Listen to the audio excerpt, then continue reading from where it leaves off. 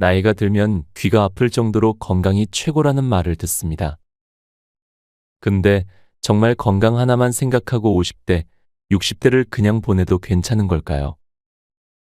한국보건사회연구원이 지난해 발표한 노인 실태 조사를 보면 65세 노인의 10명 중 2명은 우울 증상을 지니고 있는 것으로 나타났습니다.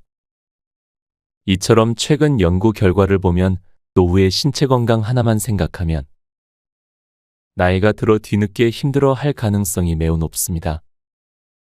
하지만 여러분, 이런 생각도 들지 않나요? 80대 어떻게 보낼지 막막하기만 합니다.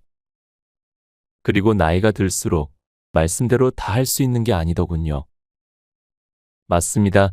젊은 사람들도 좋은 습관 만들기를 어려워합니다. 또한 우리가 80대를 두려워하는 이유는 사람은 원래 두려움의 대상으로 예전에 겪지 못했던 경험이나 눈에 안 보이는 것을 꼽습니다. 그래서 오늘은 80대에 접어들면 누구나 겪는 일을 말씀드리고 몸과 마음을 건강하게 가꿀 수 있는 방법을 소개해드리려고 합니다. 이번 영상으로 막연히 80대를 두려워했던 분들에게 밝고 선명한 노후를 보낼 수 있도록 도와드리겠습니다.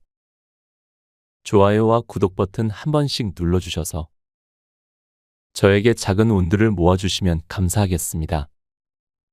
지금부터 시작합니다. 첫 번째, 잠이 오지 않으면 자지 않아도 된다. 나이가 들면 들수록 잠이 줄어들어 숙면을 취하기가 어려워진다. 고령자 중에는 수면 유도제를 복용하는 사람들도 많다. 하지만 수면 유도제는 잠이 잘 오게 하는 약이라서 한밤중에 깨는 사람에게는 효과가 없다. 이뿐만 아니라 잠자리에서 일어날 때 다리가 휘청거려 낙상이나 골절을 당할 위험이 있고 최악의 경우 자리 보정까지 하게 될 수도 있다. 본래 수면제는 복용할 필요가 없는 약이다. 불면증으로 죽는 사람은 없기 때문이다. 자리에 누우면 본인은 잠이 오지 않는다고 생각하겠지만 실은 자는 것이다. 밤에 잠이 오지 않는다면 낮에 자면 그만이다. 취침이나 기상시간에 얽매이기보다는 피곤하면 자고 졸리면 자는 방식이 80세가 넘은 고령자에게는 적합하다.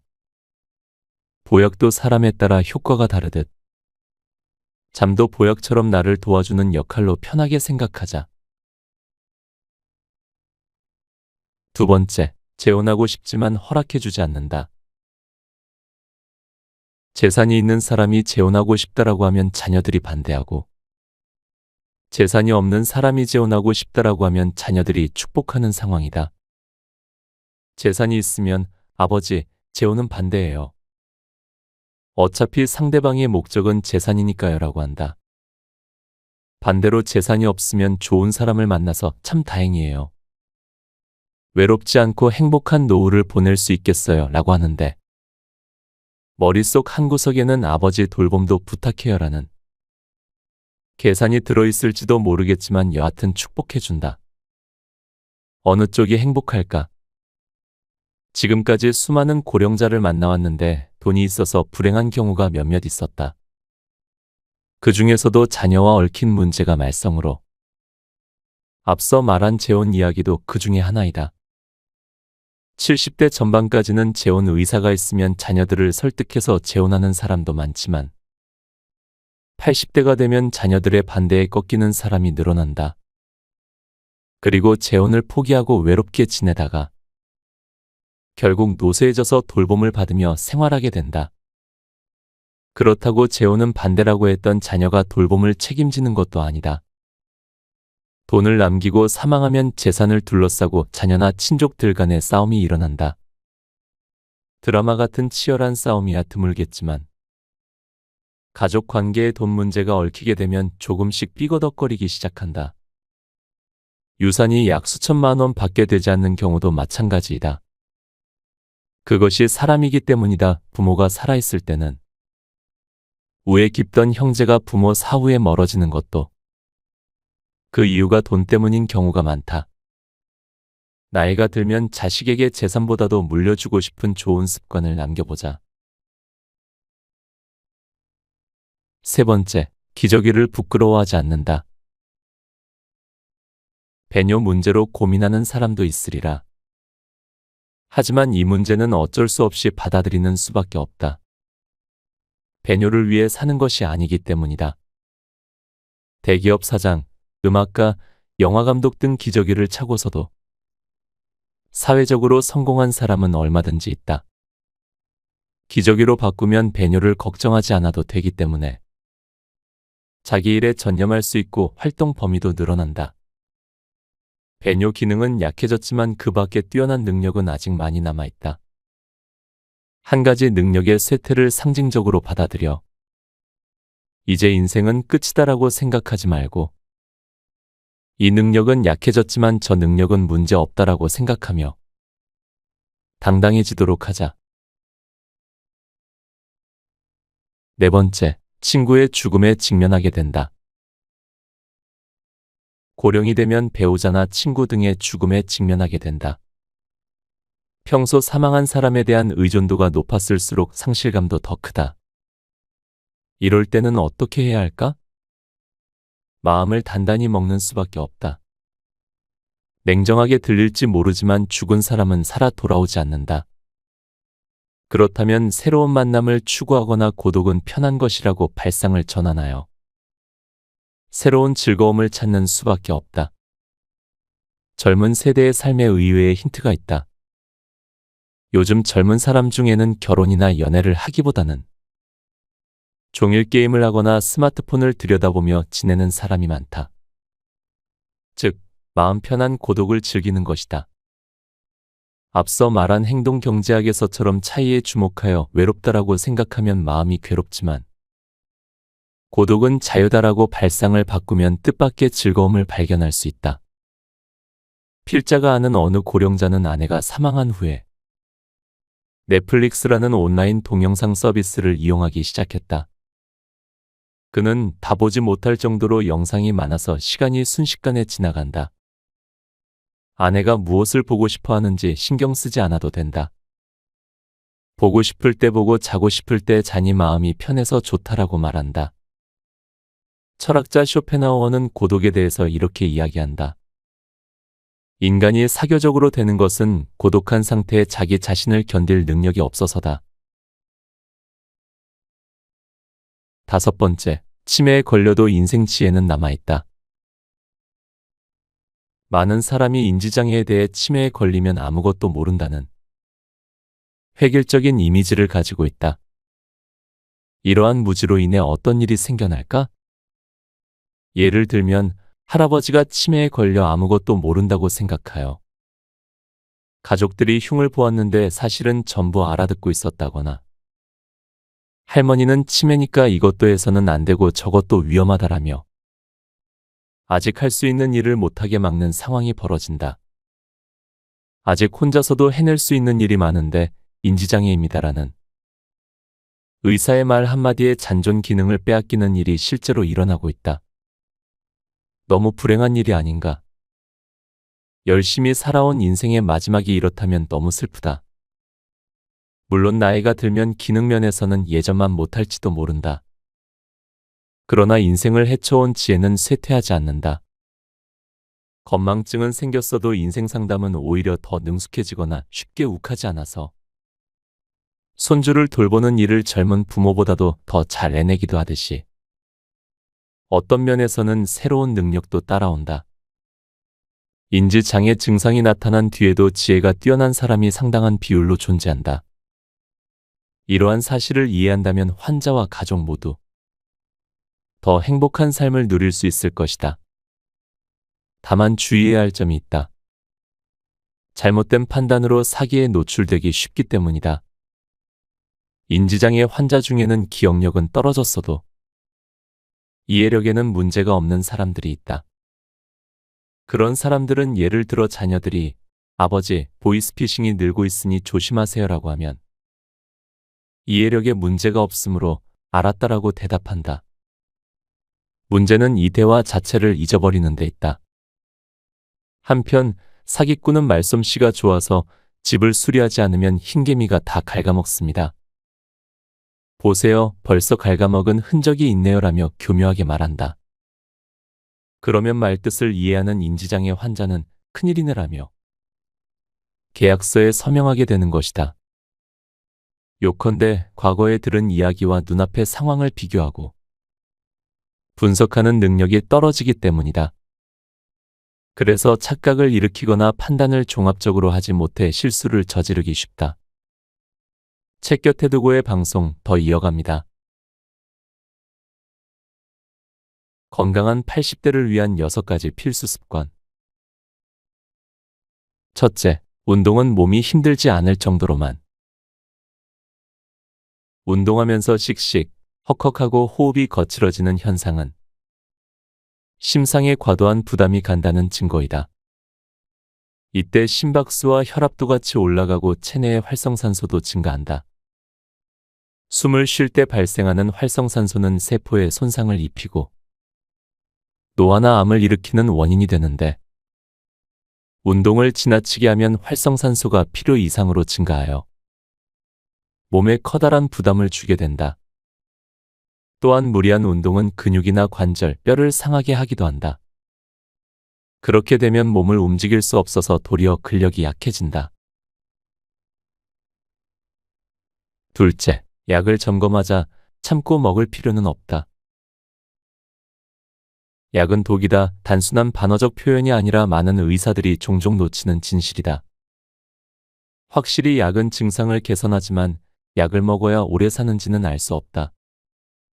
모든 약을 끊으라는 말은 아니지만 적어도 검사 수치가 나쁘다라며 처방된 약은 80세가 지난 고령자라면 다시 고민해 보도록 하자. 의사가 말하는 정상 수치에 너무 얽매이지 않아도 된다. 일상생활의 활동 수준이 떨어지지 않을 정도로만 약을 복용하길 권한다. 만약 약을 먹고 몸이 좋지 않다라고 느낀다면 참고 먹을 필요가 없다. 셋째, 인간관계를 점검한다. 싫은 사람과는 어울리지 말라. 80대가 되면 자연히 싫은 인간관계로부터 해방될 수 있다. 좋아하는 사람이나 마음이 맞는 사람을 정기적으로 만나는 것이 이상적이지만 대개는 누군가를 만나는 일이 점점 귀찮아져서 외출을 꺼리게 된다. 이러한 경향은 남성 호르몬의 감소와 관련이 깊어서 남성들에게서 특히 두드러진다. 80이 넘은 고령자에게 사람들과의 만남은 양날의 검과도 같다. 심신의 건강과 노화 예방을 위해서는 사람들과의 교류가 중요하지만 무리한 교류는 오히려 적잖은 스트레스가 되기 때문이다. 직접적인 만남은 아니지만 인터넷에 자신의 의견을 올리거나 취미와 관련된 정보를 공유하는 방법도 있다. 어쨌든 무리한 교제는 그만두고 스트레스가 없는 관계는 지속한다. 넷째, 불량 노인이어도 된다. 사람 좋은 척하면 건강이 불량해진다. 불량이라 해도 70대, 80대가 되면 10대 같은 자포자기적인 행동은 하지 않을 것이다. 여태까지 사람들의 눈치를 살피고 사양하느라 하고 싶은 일을 참으며 살아왔다. 튀지 않아야 살기 편하기 때문이다. 그런데 80세가 넘은 사람이 참거나 무리하게 되면 몸과 마음이 지치고 건강이 나빠진다. 지금까지 애쓰고 고생하며 살아왔으니 앞으로는 원하는 대로 살아보자. 나는 불량 노인이니까 라고 웃으며 말한다면 주변에서도 이해하리라. 많은 일들이 편해지고 살아가기가 수월해진다.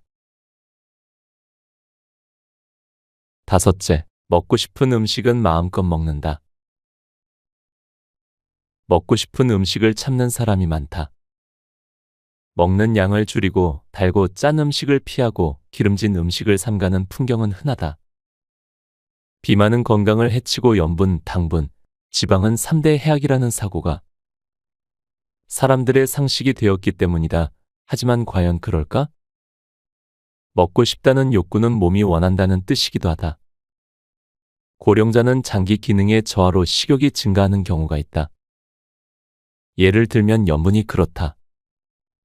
사람은 나트륨이 없으면 살지 못하는데 나이가 들면 신장이 염분을 과도하게 몸 밖으로 배출하여 혈액 속에 염분이 부족해지는 현상이 나타나기도 한다.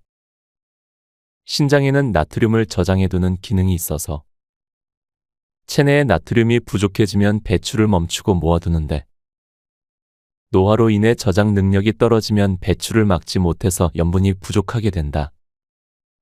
염분 부족은 저나트륨 혈증을 일으키기 쉬우므로 이를 막고자 몸이 염분을 요구하는 것이다. 식사량도 마찬가지이다. 거듭 말하지만 통통한 사람이 장수한다는 데이터는 넘치도록 많다. 살집이 있을 때 컨디션이 좋다는 사실을 파악한 몸이 뇌를 통해서 먹고 싶다는 신호를 보내는 것이다. 확실히 60대 정도까지는 지나친 염분 섭취나 과다한 체중이 건강을 해치는 원인이 되기도 한다. 하지만 80세를 앞두고 있다면 이러한 상식은 일단 접어두자. 먹고 싶은 음식을 참으며 체중 조절하기는 스스로 수명을 깎는 행위이다. 영양 부족은 노화를 촉진하는 분명한 요인이기 때문이다. 물론 억지로 섭취할 필요는 없지만 먹고 싶다 하는 생각이 들면 참지 말고 먹도록 하자. 자기 몸의 솔직한 목소리 듣기는 80세가 넘은 고령자에게는 최고의 건강법이다. 사람의 몸은 생각보다 만듦새가 좋으니 자기 몸을 믿어보자. 참고로 앞서 언급한 저나트륨 혈증은 의식장애나 경련 등을 일으킨다. 평소 역주행이나 난폭 운전과 거리가 멀었던 고령 운전자가 역주행 사고나 폭주 사고를 일으켰다면 저나트륨 혈증으로 정신을 잃은 것은 아닌지, 혈당치나 혈압을 과도하게 낮춰서 머리가 멍해진 것은 아닌지 다각도로 원인을 살펴야 한다. 나이가 들면 소금은 몸에서 자연스럽게 요구한다. 꼭 섭취하자. 여섯째, 자녀에게 재산을 남기지 않는다. 80세 정도가 되면 많은 사람이 이른바 마지막 준비로 고민하게 된다. 필자도 이에 관해 상담해 줄 때가 있는데 매우 대답하기 어려운 문제이다. 왜냐하면 가족 문제나 금전 상황의 개인차가 크기 때문이다. 딱 한 가지만 조언한다면 이렇다. 남은 돈이 있다면 끝까지 안심하고 살 수 있도록 마지막 준비했으면 어떨까? 만약 부자라면 고급스러운 서비스 시설이 완비된 요양시설에 들어갈 수도 있겠지만 돈이 더 많은 사람이라면 입주 도우미를 고용하는 것도 한번 생각해 볼 수 있겠다. 자기 집에 그대로 머물면서 돌봄을 받을 수 있으니 최고의 방법이다. 임금으로 1개월에 약 500만 원이 든다면 1년에는 약 6천만 원이 들고 10년이면 약 6억 원이 든다. 엄청난 금액이지만 지불할 수만 있다면 괜찮은 소비라고 생각한다. 거듭 말하지만 자녀에게 돈을 물려주는 일은 권하지 않는다. 자기가 모은 돈은 자기가 다 쓰는 것이 제일이다. 호화로운 묘지를 조성하는 사람이 있는데 이는 어떨까? 자식들은 성묘하러 올지도 모르겠지만 손자대가 되면 또 모를 일이다. 산소에 가면 황폐한 무연고 묘지가 여럿 있는데 같은 처지가 될 우려가 있다. 그럴 바에는 자치단체 등에 기부하여 후세에 도움이 되는 편이 낫다. 부모가 시골에 계시는 경우에 필자가 가족들에게 자주 하는 조언이 있다. 바로 이웃 사람들에게 고개를 잘 숙이라는 것이다. 예를 들면 다소의 금전을 곁들여서 우리 부모님 좀 잘 지켜봐 주세요라고 부탁하는 방법이다. 처음에는 돈은 필요 없다라며 사양하겠지만 항상 감사해서요라고 말하면 대개는 흔쾌히 받아들인다. 이웃 사람들이 부모를 신경 써주면 자녀들도 안심할 수 있다. 부모를 도시로 모셔오거나 일을 그만두고 시골로 가야 할 경우와 비교해보면 다소의 지출은 오히려 저렴하다. 돈으로 해결하라는 의미가 아니다. 감사하는 마음을 형태화했다고 생각하자. 부모가 자녀에게 돈을 꼭 남기고 싶다면 유산의 형태로가 아니라 내가 죽을 때까지 안심하고 살 수 있도록 이 돈을 잘 써주렴이라고 당부하며 자신들이 건강할 때 건네는 방법도 있다. 무엇보다 중요한 건 나의 재산은 내가 지켜야 한다는 점이다. 곁에 두고의 짧은 생각. 우리 모두는 시간이 흐를수록 자연스럽게 나이를 먹어갑니다. 그 과정에서 가끔은 오래 살고 싶다는 생각을 하곤 합니다.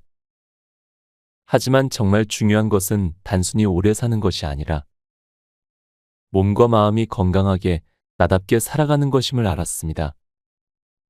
저도 사실 평범한 직장인에서 유튜버가 되는 것이 나답게 살아가는 것임을 몰랐습니다.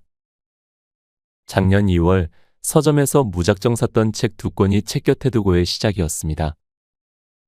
그리고 이렇게 살아가는 것이 정말 나를 존중하는 것이구나를 알았습니다. 사실 저는 구독자분들에 비해 젊은이라서 나답게 살아가는 것이 가능한 것일 수도 있습니다. 하지만 전 나답게 살아가는 것이 꼭 사업을 한다거나 여행을 하는 것이 아니라고 생각합니다.